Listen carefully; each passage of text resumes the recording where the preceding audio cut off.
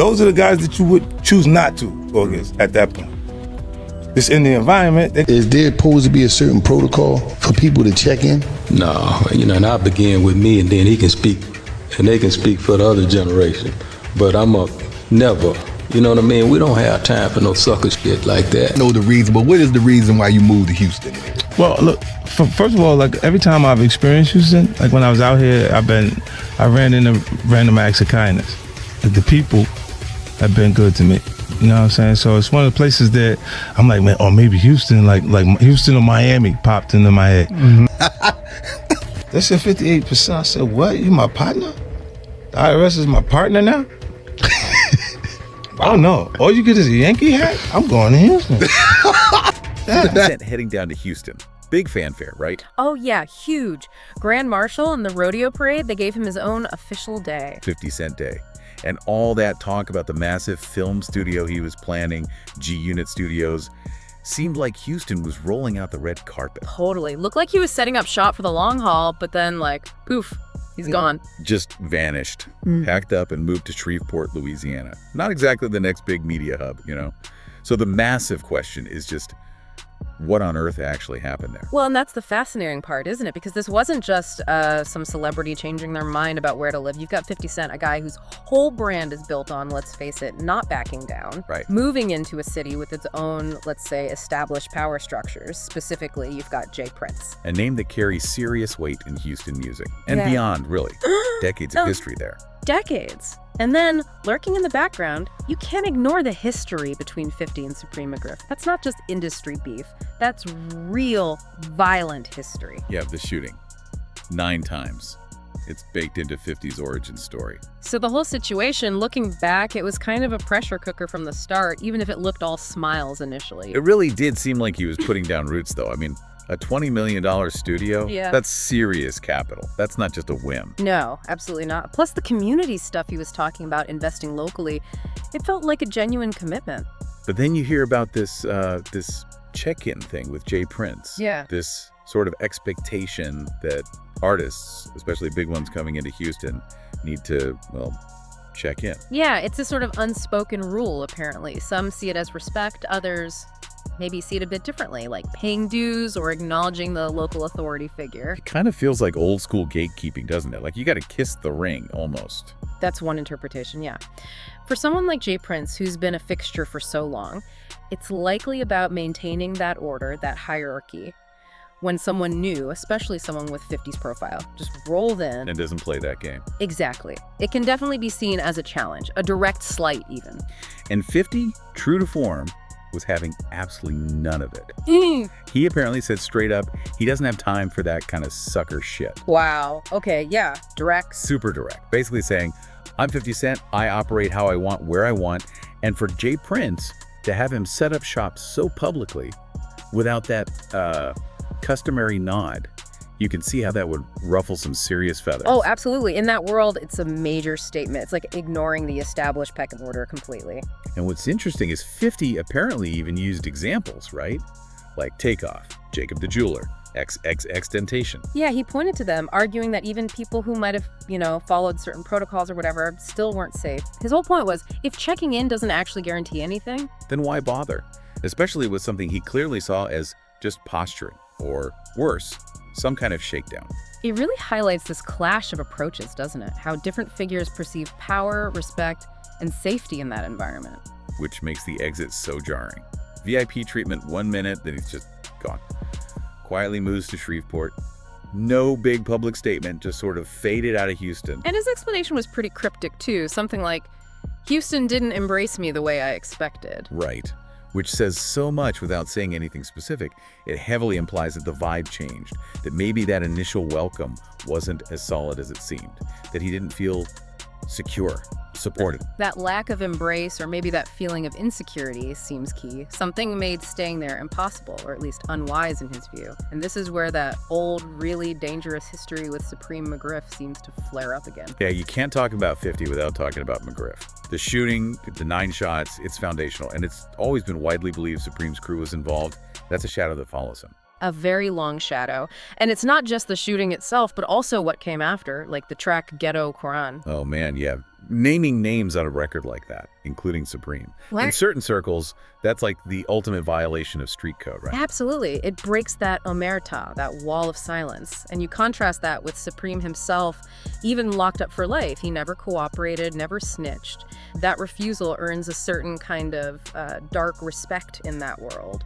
Loyalty to the code above all else. So Supreme maintains this silence, this code, while 50 arguably builds a huge chunk of his career, his whole image, off the back of surviving that violence. You could see how that would fester. Definitely. From Supreme's camp, it could easily look like 50's profiting from their downfall, from that whole situation, while disrespecting the rules they live by. It breeds resentment, deep resentment. And then Irv Gotti gets pulled into this orbit too. His connection to Supreme was apparently really tight. Super tight. Reports say Irv was funding Supreme's legal defense for years. That shows serious loyalty. Which makes 50's actions, especially after Irv Gotti passed away, seem even more pointed. It went beyond just industry rivalry, didn't it? Way beyond. That whole Instagram thing, posting a picture by a fake gravestone with a hookah, and the caption about the Gotti pack. Oof. Yeah, that felt incredibly disrespectful, personal. Yeah. Like kicking someone when they're not just down, but gone. And that apparently did not go unnoticed by Supreme's son, McGriff Jr. He came out swinging on Instagram. Right, I remember seeing that. Very public, very angry, defending Irv Gotti, calling him family, and directly calling out 50. It felt like a real escalation. Like, okay, this isn't just the old guard anymore. A new generation is stepping up, feeling disrespected, and maybe looking to, settle scores. And isn't that around the time 50 started posting those cryptic things online? The snake emojis, vague warnings about plots and enemies moving in silence. Exactly. Classic 50 move, hinting that something's brewing behind the scenes. Then these alleged receipts start surfacing. What were those exactly? Like messages or something? Whispers, yeah. Screenshots, rumors of communication. Supposedly between people linked to Jay Prince's circle and Supreme McGriff Jr., the implication being they were maybe coordinating. Coordinating what, though? Just making things uncomfortable for 50 in Houston or something more? That's the million-dollar question, isn't it? Was it just talk, or was there a genuine plan to apply pressure? Or worse, it definitely adds another layer of potential threat. And then throw Rick Ross into the mix. Because why not add more fuel to the fire? Oh, the Ross and 50 beef is legendary. It's gone on for, 15 years? Lawsuits, diss tracks, personal attacks. It's deep. Super personal. They seem to genuinely hate each other. So when Rick Ross starts popping up, being seen with people connected to Supreme's camp. Yeah, 50 isn't going to see that as a coincidence, is he? No way. He's going to see that as Ross deliberately siding with his enemies, pouring gasoline on the fire, maybe trying to help orchestrate something. It fits the narrative, right? Ross being opportunistic, always looking for an angle against 50, and the insider talk, speculation, goes even further, suggesting that these meetups weren't just Ross freelancing. The theory some people are pushing is that Supreme Jr., still mad about the Irv Gotti disrespect, was actively putting together some kind of retaliation plan, and that bringing Ross into the fold, or at least having him visibly align with them, was part of that strategy. A way to corner 50, maybe? Or just intimidate him. It paints a picture of a potentially coordinated squeeze play, orchestrated by Supreme Jr., with Jay Prince's alleged crew involved and Ross adding his weight. It's a complicated picture for sure, and it loops back to those Houston power dynamics and Jay Prince's possible motive. Beyond just the check-in disrespect, you mean? Yeah, maybe it's about precedent. If 50 Cent can just ignore the local way of doing things and face no consequences, what does that signal to everyone else? It could weaken that established authority. Makes sense.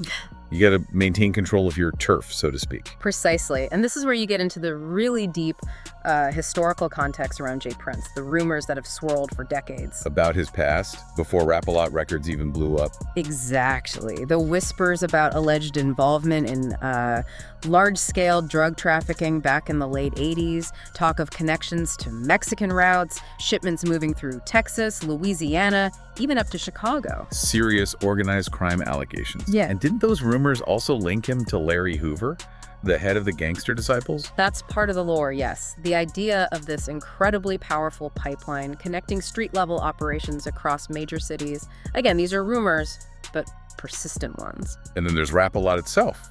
Iconic label, put Houston on the map.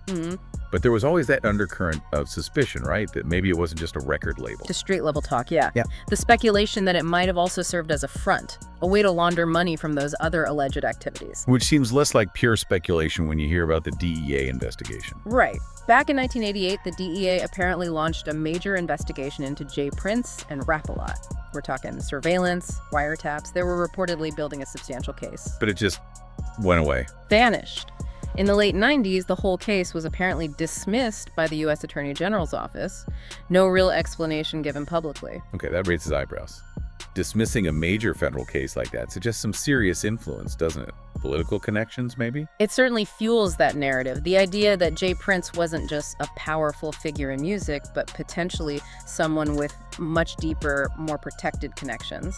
So, connecting all those dots, the rumored past, the alleged influence, the DEA case getting dropped, and then you look at 50 Cent rolling into Houston, refusing to check in. It makes you wonder, right? Did 50 unknowingly step on the toes of someone far more powerful and entrenched than he realized? Was he challenging not just a music exec, but someone with a history of operating in a much rougher, higher stakes world? Suddenly his quick exit doesn't seem quite so mysterious.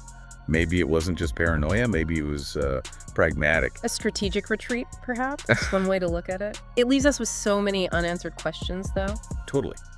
Was there a genuine, concrete setup being planned against 50? Or was it more about perceived threats and his own history making him, understandably, cautious? What were the actual reasons he felt Houston didn't embrace him? Was it pressure from Prince?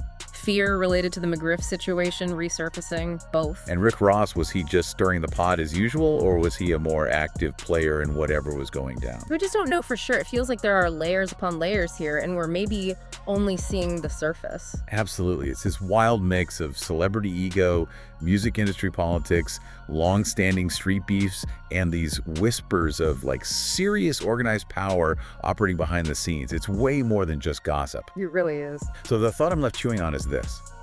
In that world where massive fame, money, and that kind of street credibility all collide, how thin is that line? The line between ambition, demanding respect, and accidentally stepping into real physical danger. It seems terrifyingly thin sometimes. Was 50's move out of Houston just a smart business decision, a tactical pivot? Or was it genuinely a narrow escape from something that could have gotten much, much uglier? It really makes you think about the unseen currents running beneath these big celebrity stories. What's really happening when the cameras are off?